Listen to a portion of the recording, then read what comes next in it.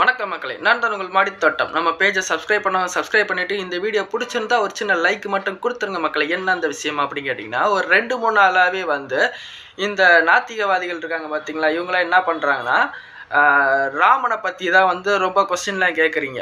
அதாவது இது கூட தெரியாதா, நீ சங்கியாக இருக்கிறதுக்கே லாய்க்கே இல்லை அப்படின்னு சொல்கிறீங்க. சங்கின்னா என்ன அர்த்தம் தெரியுமா? சங்கின்னா நண்பன் என்ன அர்த்தம், சரிங்களா? அதை தெரிஞ்சுக்கோங்க.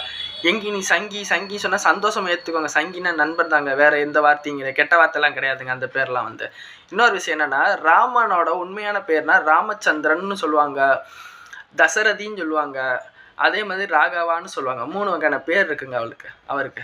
இதில் ராமன் அப்படின்னு ஸ்பெசிஃபிக்காக ஏன் சொல்கிறேன்னா, ரொம்ப அழகானவரா, சரிங்களா? நம்ம குழந்தை முருகனை போலவே ரொம்ப அழகானவரா.